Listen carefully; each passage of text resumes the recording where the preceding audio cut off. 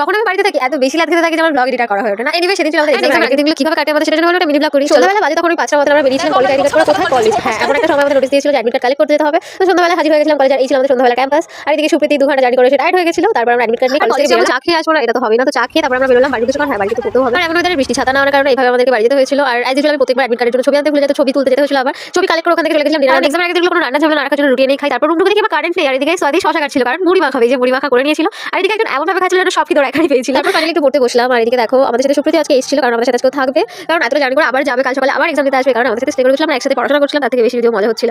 তার মধ্যে ওইসব করে বেড়াচ্ছিলাম আমি আর হ্যাঁ এইভাবে আমাদের পড়াশোনা হয়ে থাকে। তারপর অনেকক্ষণ পড়াশোনা করে রাতবেলা ডিনারটা কমপ্লিট করে নিলাম। অ্যান্ড আবার পড়তে বসে গেছিলাম। অ্যান্ড তখন বাজে অলমোস্ট 2টো। এত ঘুম পেয়ে যাচ্ছিল, কিন্তু পড়া বাকি এখন অনেক অনেক অনেক। তো ভাবলাম কি করে ঘুম কাটানো যায়, একটু কফি খাওয়া দরকার, কারণ এখন অনেকটা পড়া বাকি। এদিকে আমরা এইসব করছিল ঘুম কাটানোর জন্য, এরকম পাগল আমাদেরকে এইভাবে যারা এক্সামের মধ্যে চিল করতে পারে। আমি হলো আমার ঘুমটা কাটানোর জন্য কফিটা আমার লাগে, একটু পড়াশোনা করে চলে গেছিলাম ঘুমোতে, কারণ সকালে এক্সামটা তো দিতে যেতে হবে। আমি ঘুমাতে চাই। Like comment subscribe